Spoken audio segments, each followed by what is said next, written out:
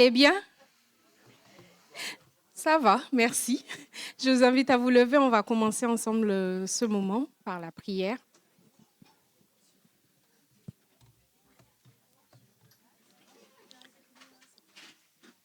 Père éternel, merci de nous permettre encore d'être là ce matin. Merci Seigneur pour ta grâce, merci pour tes bontés qui se sont encore renouvelées dans nos vies, Seigneur. Seigneur, entre tes saintes mains, nous remettons ce moment. Nous te prions d'être au contrôle de toutes choses et de conduire toutes choses par ton esprit, Père éternel. Nous voulons faire monter vers toi une louange qui t'est agréable encore ce matin, Seigneur. Nous te prions aussi pour la prédication qui sera apportée, Seigneur. Que cela puisse toucher les cœurs, Père éternel, vraiment, et nous rapprocher encore davantage, un peu plus de toi, Seigneur. Merci de bénir, Seigneur, le culte des enfants aussi en bas, Seigneur, et de conduire toutes choses. Dans le nom puissant de Jésus-Christ, j'ai ainsi prié. Amen. Amen. Oh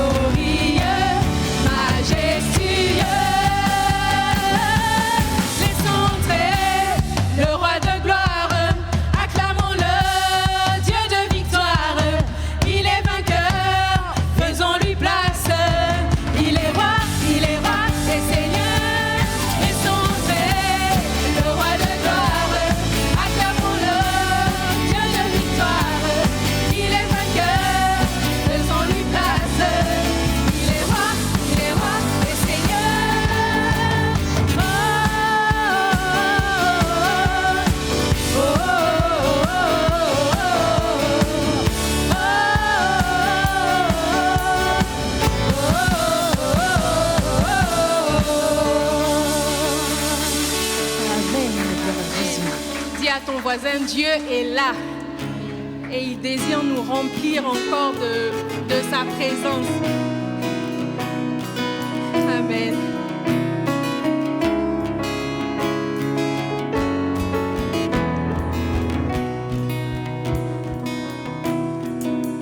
Oui, le monde se prosternera devant toi. Ils diront que tu es Dieu, tu es roi. Commençons maintenant. Pourquoi donc attendre? Roi de gloire, remplis ce lieu. Nous voulons être près de toi. Oui, être près de toi. Roi de gloire, remplis ce lieu. Nous voulons être près de toi. Oui, être près de toi. Oui, le monde se prosternera devant toi. Ils diront que tu es Dieu, tu es roi. Commençons maintenant. Pourquoi donc attendre? Nous voulons louer le Dieu de victoire. Roi de gloire, remplis ce lieu. Nous voulons être près de toi. Oui, être près de toi.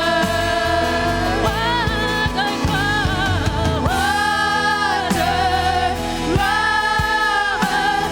remplis ce lieu. Nous voulons être près de toi. Oui, être près de toi. Oui, le monde se prosternera devant toi. Ils diront que tu es Dieu, tu es roi. Commençons maintenant. Pourquoi donc attendre? Nous voulons jouer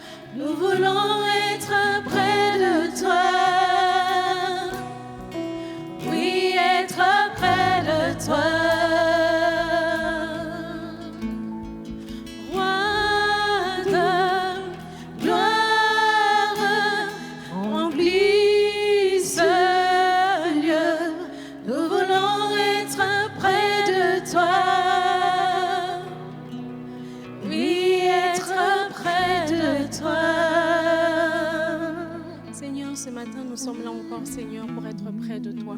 Nous te prions, Seigneur, toi, notre secours en toutes choses. Seigneur, nous te prions de nous remplir de ta présence, Seigneur. Nous levons nos yeux vers toi, Père éternel. Toi qui ne sommeilles ni ne dors, Seigneur, nous avons confiance, Père éternel, que tu es là et que tu nous secours au temps favorable, dans le nom de Jésus.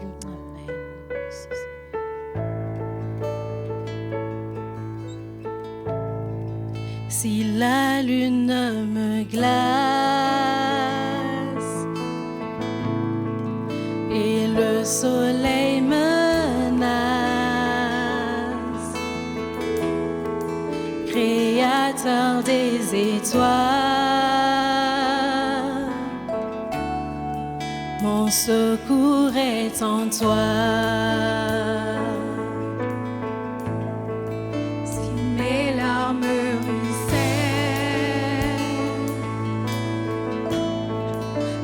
que mon pas chancelle, Créateur de la terre, mon secours est en toi.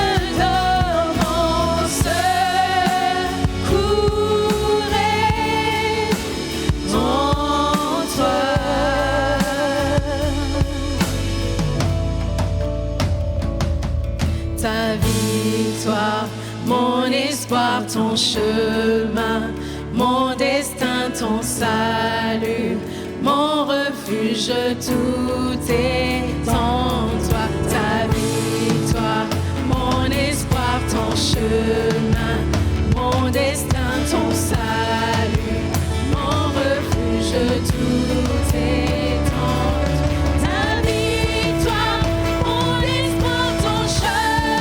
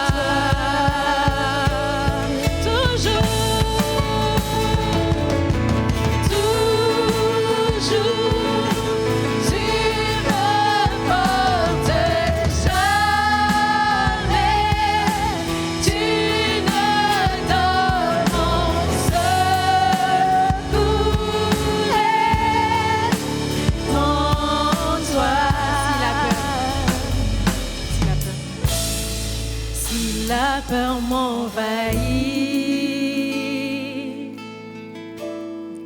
et mon âme chavire. Créateur de la vie, mon secours est en toi. Seigneur, notre secours est en toi. Alléluia. Seigneur, tu contrôles toutes choses, Seigneur. Amen. Et j'ai confiance, Père éternel. Nous avons confiance, Père éternel, que tu nous secoureras, Seigneur, au temps favorable, Père éternel. Parce que tu es digne de louange, tu es digne d'être acclamé, tu es digne d'être glorifié, Seigneur. Et nous voulons encore chanter cela, Père éternel.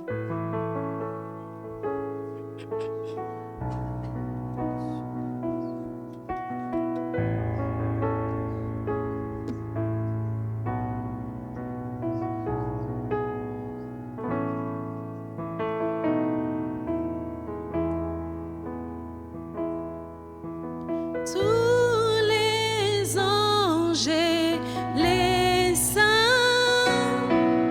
s'inclinent devant toi. Les vieillards déposent leur couronne devant l'agneau de Dieu et chantent. Tous les anges et les saints s'inclinent devant toi. Les vieillards déposent leur couronne devant l'agneau de Dieu et chantent. Tu es digne de louange. Tu es digne de louange. De toi sont toutes choses, pour toi sont toutes choses. Tu mérites la gloire. Tu es digne de louange. Tu es digne de louange.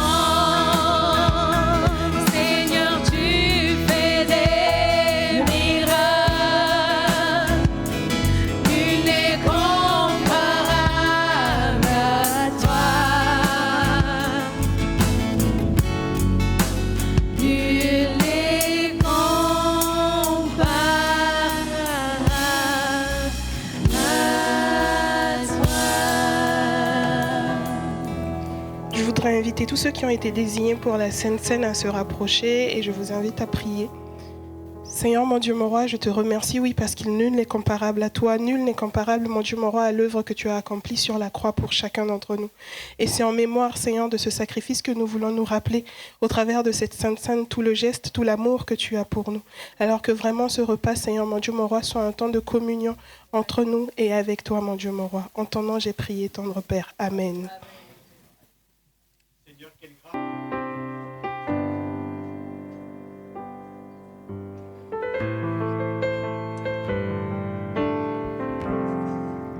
Oh, ce nom est si merveilleux, oh, ce nom est si merveilleux, le nom de Jésus-Christ, mon roi. Oh, ce nom est si merveilleux, sa beauté est sans pareil. Oh, ce nom est si merveilleux, le nom de Jésus.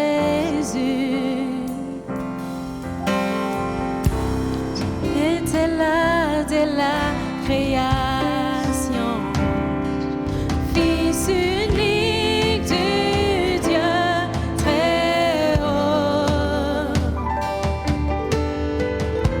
Les mystères de ta gloire révélés en toi, Christ notre Seigneur. Oh, ce nom est si merveilleux, oh, ce nom est si merveilleux, le nom de Jésus-Christ, mon roi. Oh, ce nom est si merveilleux, sa beauté est sans pareil. Oh, ce nom est si merveilleux, le nom de Jésus. N'a pas voulu les cieux sans nous.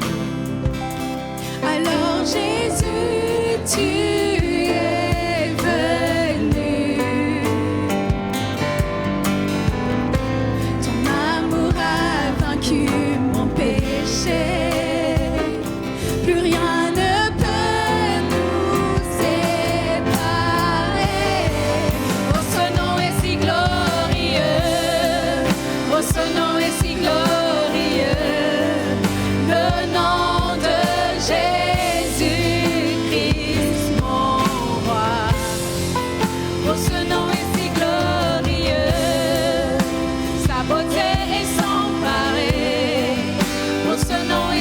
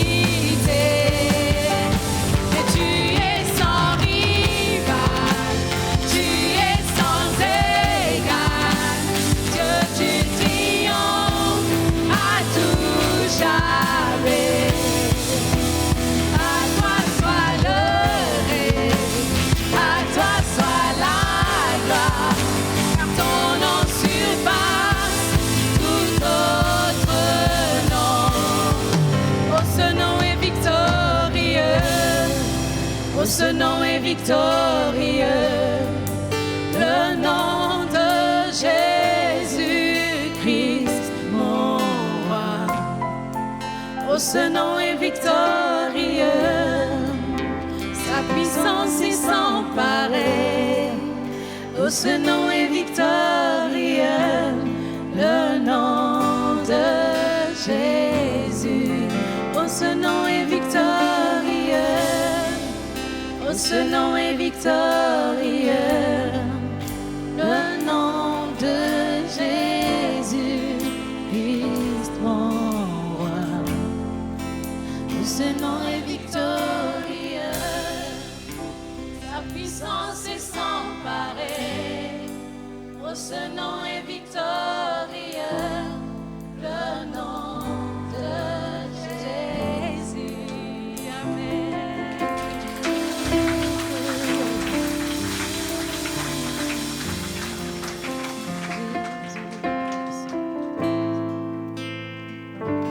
Nous allons laisser la place à Gérald pour les annonces.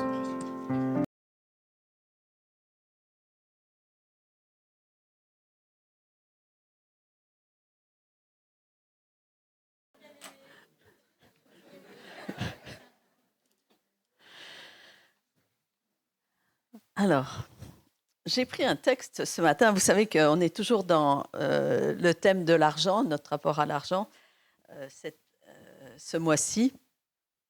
J'ai pris un texte que personne n'a encore pris. Alors, je me suis dit, il faut quand même que je le dise. Hein. Vous connaissez l'expression qui se trouve dans la Bible, « acheter sans argent ». C'est bien en période de Noël.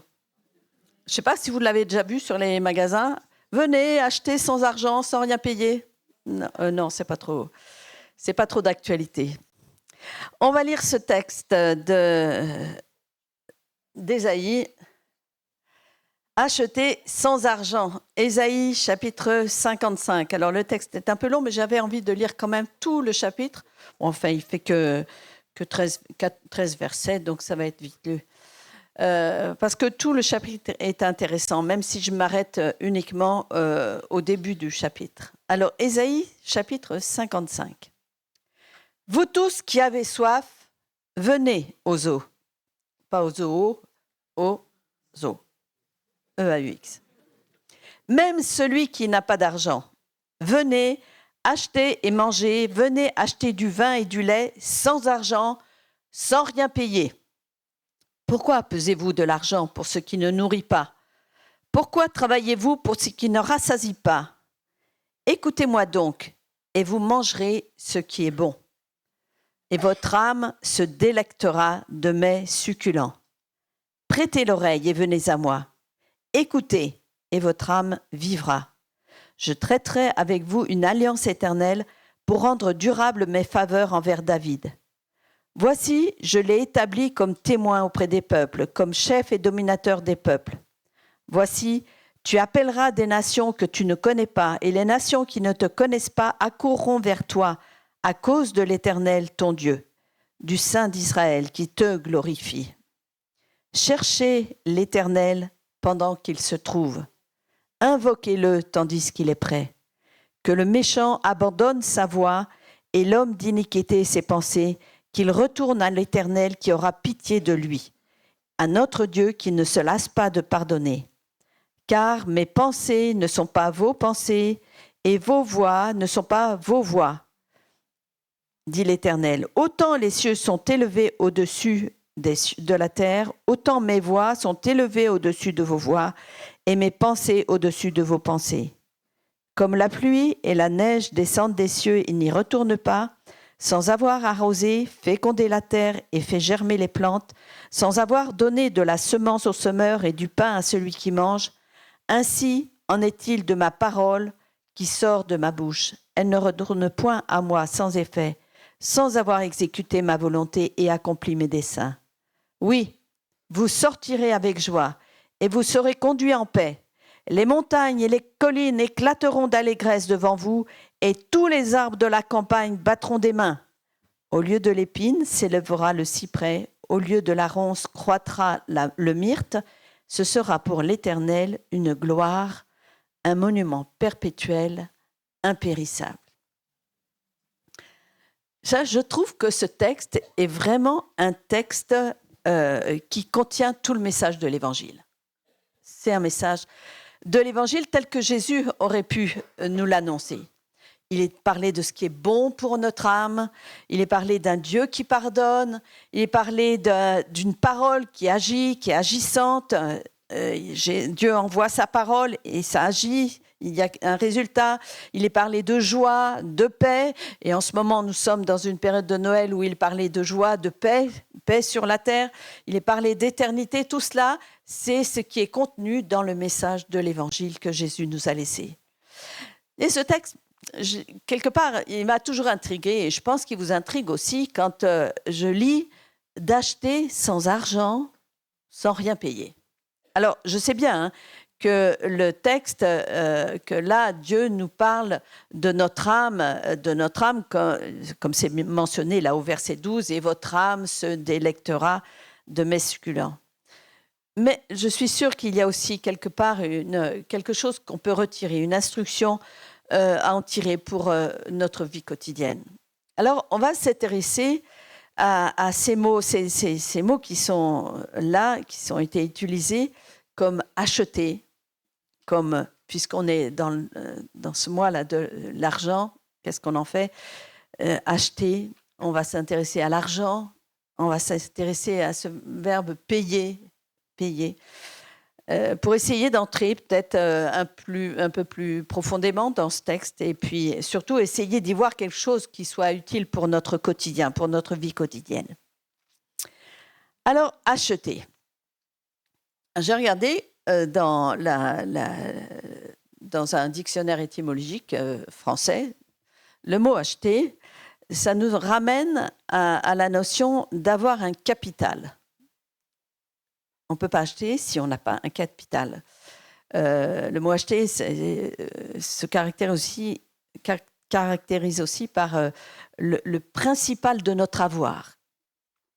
On ne peut pas acheter si on n'a pas un avoir, un capital en notre possession. Ça, vous serez d'accord avec moi.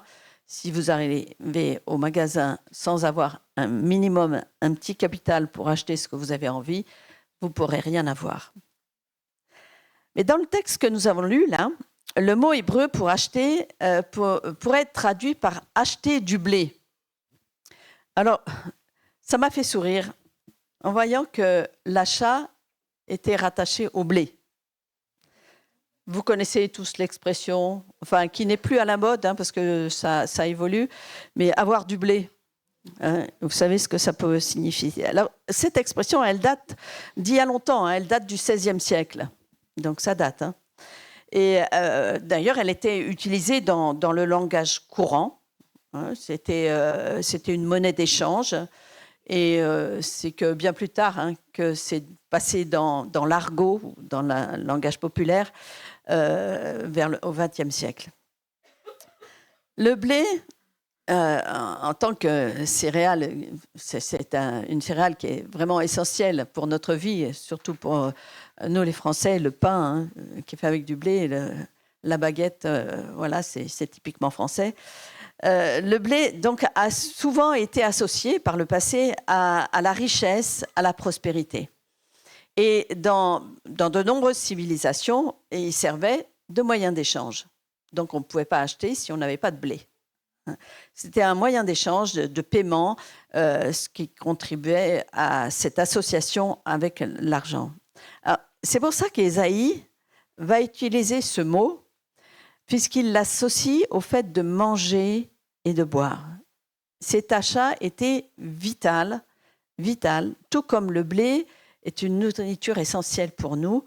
Et quand il dit « venez acheter et manger », c'était vital, acheter pour manger. Alors, j'ai été étonnée parce qu'il y a plusieurs verbes dans la Bible pour acheter. Et par exemple, dans l'histoire il y a une histoire qui nous rapporte que David a dû acheter un terrain.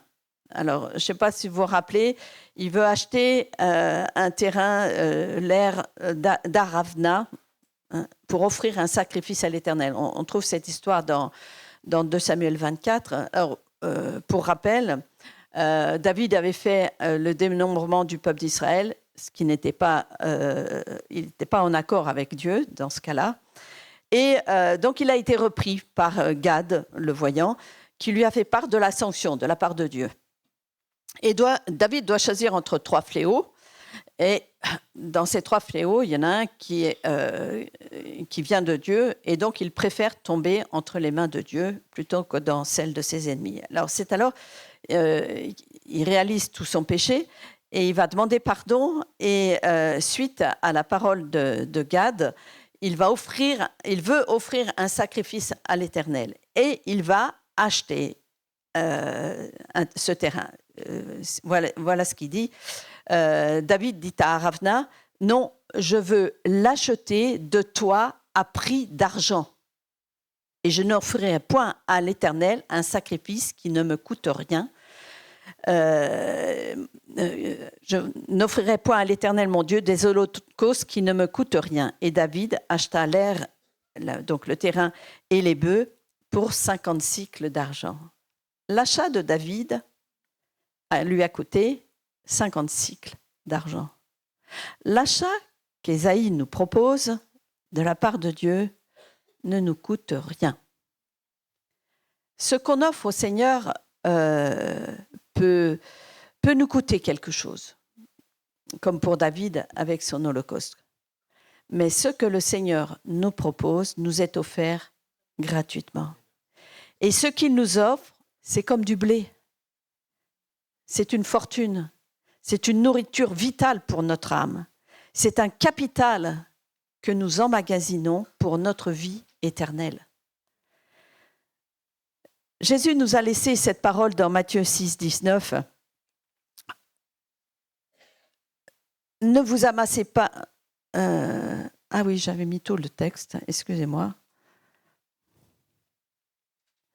Ne vous amassez pas des trésors sur la terre où la teigne et la rouille détruisent et où les voleurs percent et dérobent.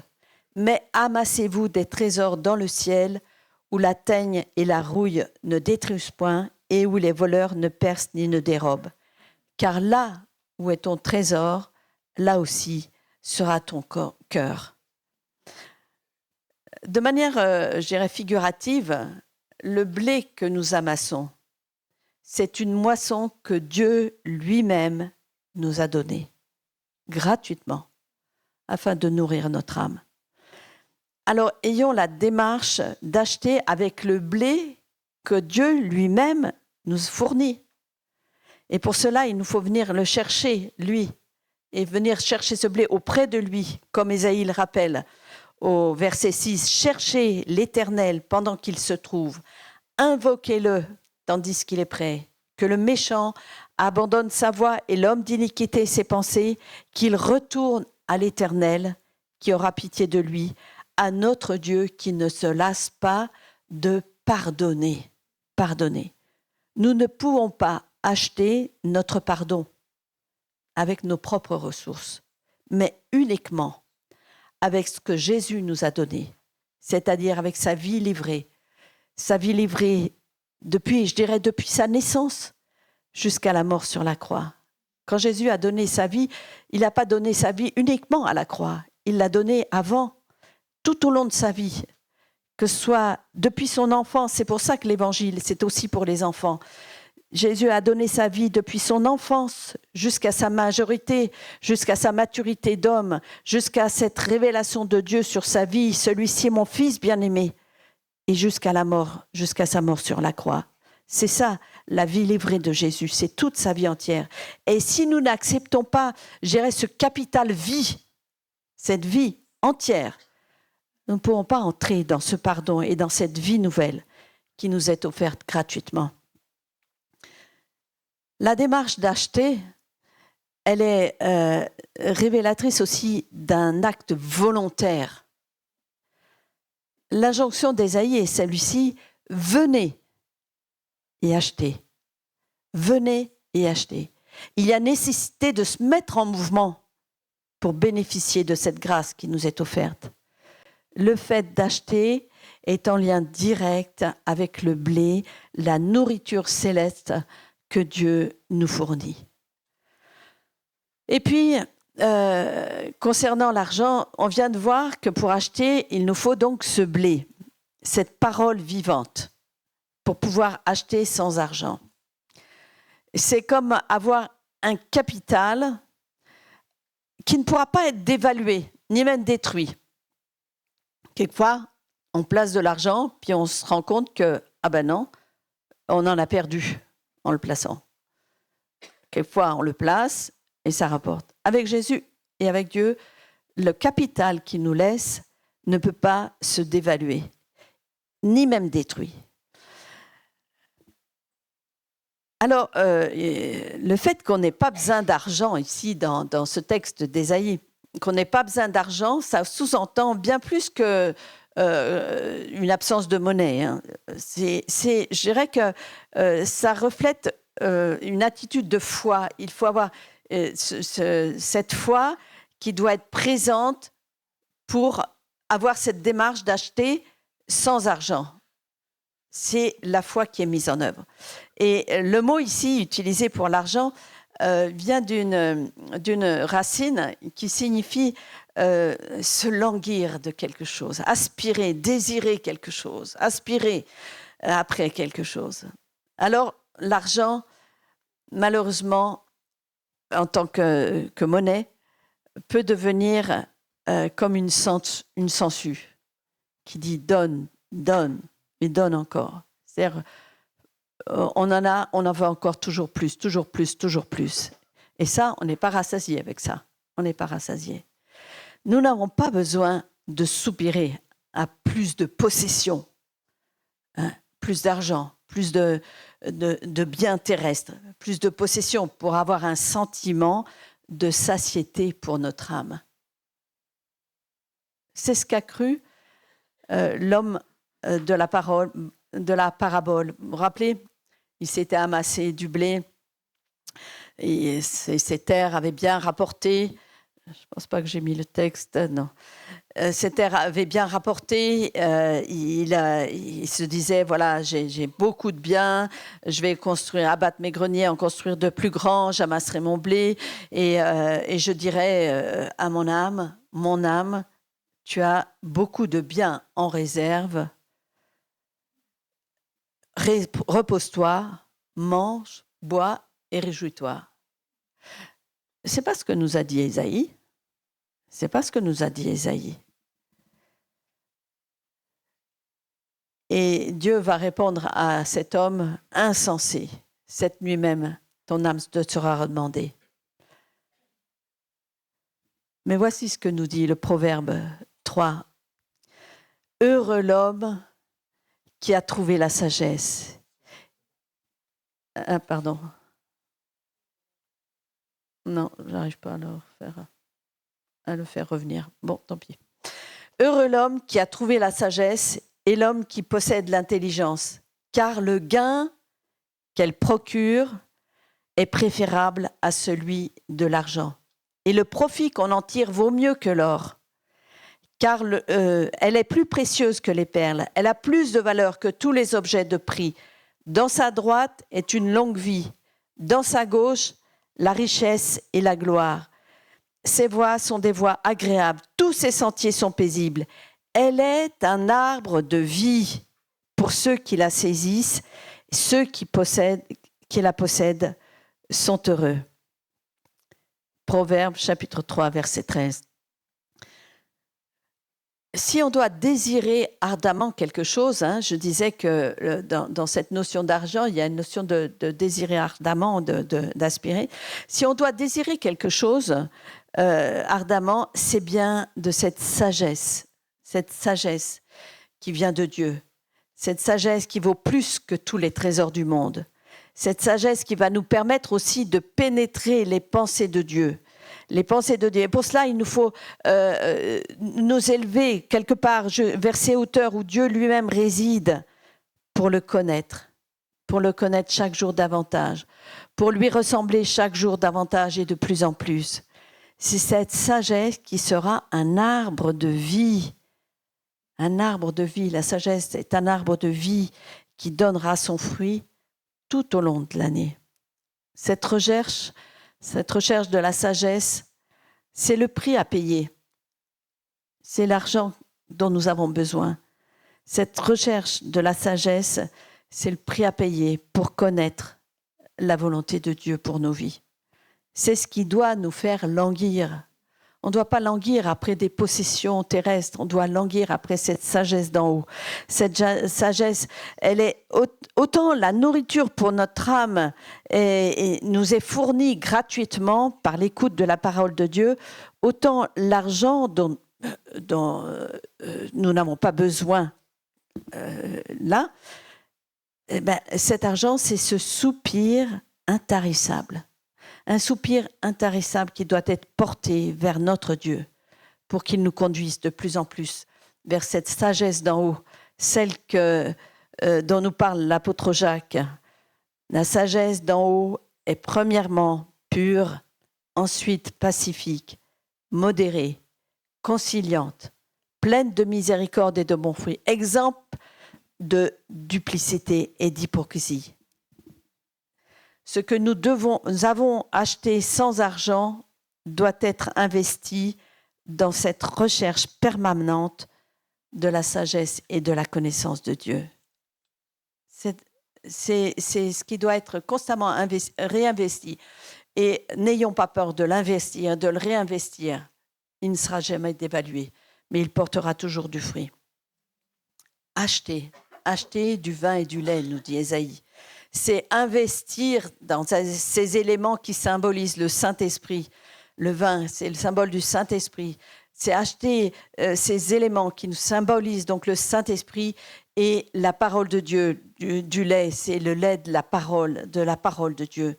Nous aurons toujours besoin d'être de plus en plus attentifs à la voix de l'Esprit. Et je dirais à la simplicité de l'Évangile. Quelquefois, on se complique l'Évangile en y ajoutant des préceptes, comme faisaient les religieux de l'époque, et préceptes sur préceptes, et loi sur loi, etc. On a besoin de retrouver cet Évangile simple, celui qui nous parle de Dieu, qui nous parle de notre Père, qui nous parle de Jésus, qui nous a ouvert ce chemin vers notre Père, qui nous parle d'éternité, dans la paix, dans la joie, dans la sérénité. Ne négligeons pas cette recherche et ne soyons pas comme ce serviteur infidèle qui n'a pas cru à la bonté de son maître lorsqu'il lui a confié son bien.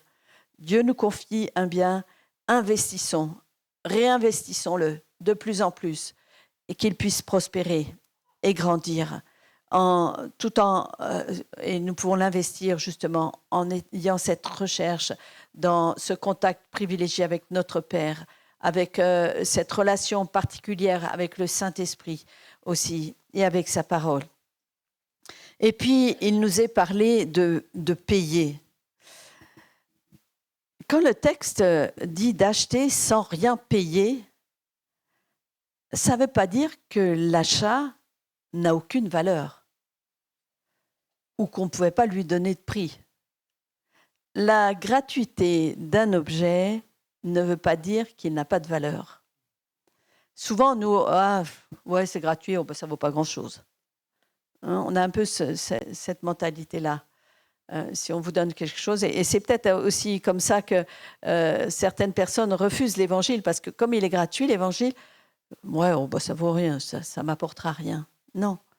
Ce qui est gratuit a quand même de la valeur, a quand même un prix. Et un paiement, quand on paye quelque chose, c'est toujours rattaché à un prix, à une valeur. Et ça peut être aussi quand vous êtes payé, par exemple, ça peut être le résultat d'un travail ou d'un salaire, une récompense. Mais ce mot est aussi utilisé pour parler d'une rançon. Alors, rappelez-vous ce que Jésus dit de lui-même. Le Fils de l'homme est venu non pour être servi, mais pour servir et donner sa vie comme la rançon de plusieurs. Jésus a payé le prix de notre salut par le don de sa vie, comme je disais tout à l'heure, ce qui lui donne une valeur inestimable. Et c'est bien le salut qui a une valeur inestimable. Nous, on néglige. Il y a un texte qui dit « Ne négligez pas un si grand salut ». Quelquefois, on néglige un peu cette notion de salut. Pourtant, le salut a une valeur inestimable.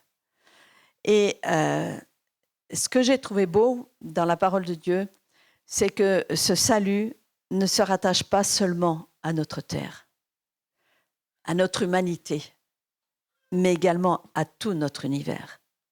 C'est Paul qui le dit aux Colossiens. J'ai pris le texte dans la version du Semeur. « Car c'est en lui, en Jésus, que Dieu a désiré que toute plénitude ait sa demeure. Et c'est par lui qu'il a voulu réconcilier avec lui-même l'univers tout entier. L'univers tout entier. Ce qui est sur la terre, ce qui est au ciel, en instaurant la paix par le sang que son Fils a versé sur la croix. » Quelquefois, je me dis, nous, on rattache le sacrifice de Jésus uniquement à notre petite terre, là, perdue dans l'univers, aux confins de l'univers, de la galaxie. Et si on réalisait que Dieu, Jésus, a donné sa vie pour tout l'univers, pas seulement pour nous, je trouve qu'on réaliserait que le salut a cette valeur inestimable. Le paiement que nous devrions faire pour acquérir, je dirais, de quoi bénéficier de l'Esprit, ne peut pas être estimé simplement à l'échelle de notre terre, de notre monde, de notre humanité, mais bien à celle de l'univers tout entier. Alors je crois qu'on peut rester humble devant cette grâce que Dieu nous a faite, d'entrer dans son salut par la foi, sans y ajouter quelque œuvre que ce soit.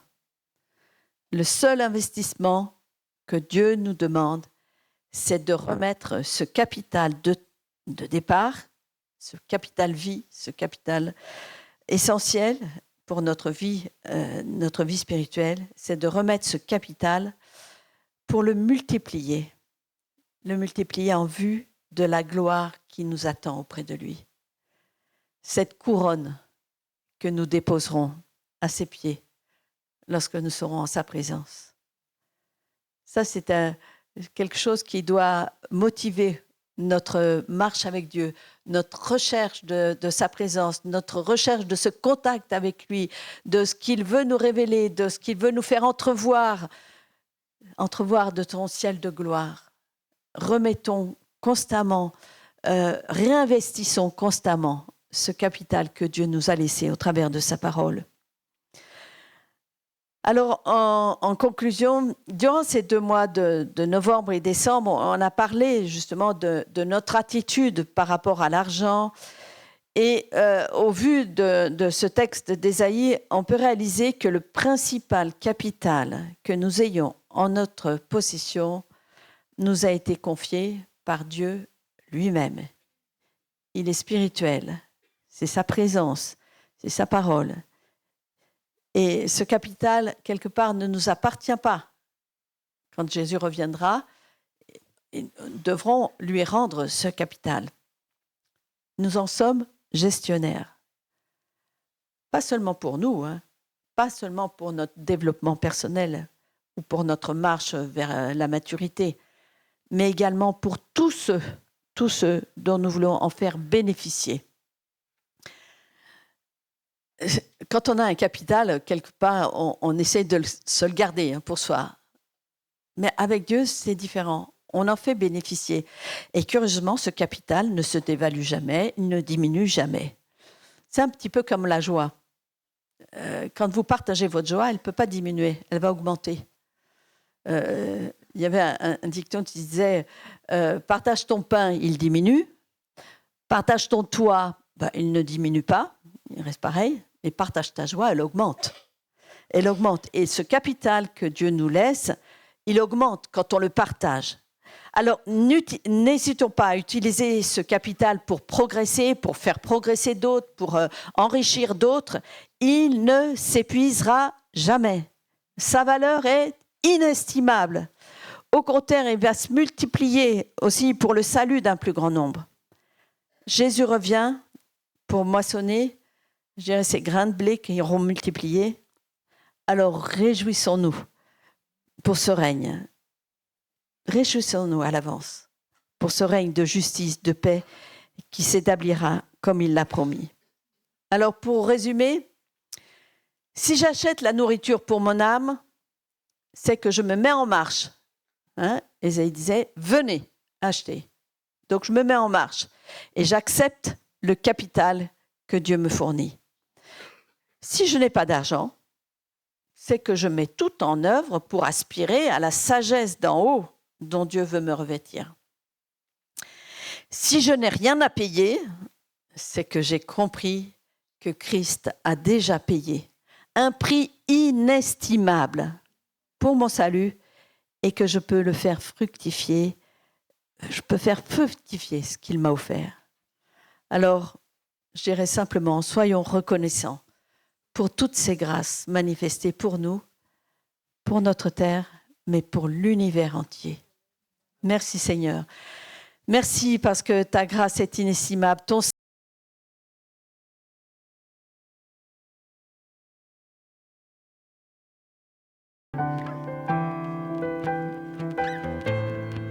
Est-ce que tu peux dire à ton voisin, Jésus t'aime?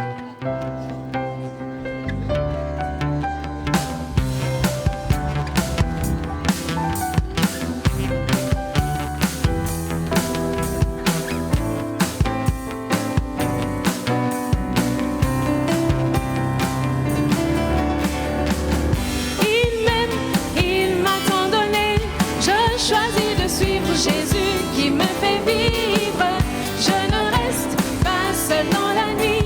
Je prends sa main et marche, jamais ne la relâche. Il m'aime, il m'a tant donné. Je choisis de suivre Jésus qui me fait vivre. Je ne reste pas seul dans la nuit. Je prends sa main et marche, jamais ne la relâche.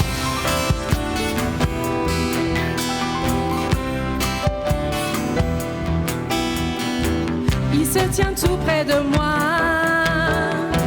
Quand je dis viens vivre en moi, prends ma vie entière, fais-moi vivre à ta lumière. Je ne sais plus où aller. Il est là pour me guider. Et dans mes déserts, je connais le cœur du Père. Il m'aime, il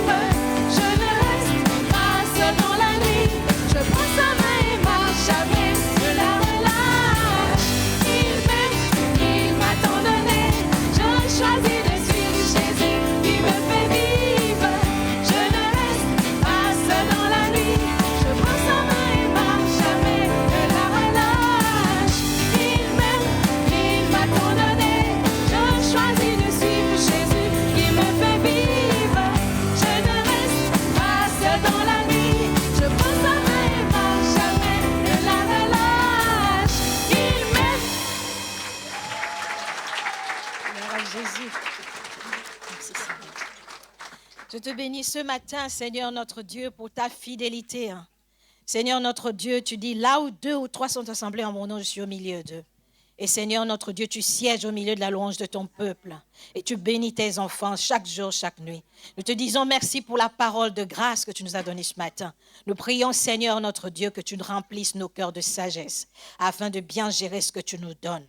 Sois glorifié à jamais, Seigneur. Nous te recommandons notre semaine. Nous prions que ta grâce nous accompagne. Que ta bénédiction coule à flot sur nos vies. Dans le nom de Jésus-Christ, que nous témoignons de toi auprès de ceux qui ne te connaissent pas. Seigneur notre Dieu, au nom de Jésus, en toute occasion favorable ou non. Seigneur, merci encore pour ce culte. Merci encore. Que le bonheur et la grâce accompagnent tous tes enfants. Au nom de Jésus. Amen. Jésus t'aime. Bon dimanche.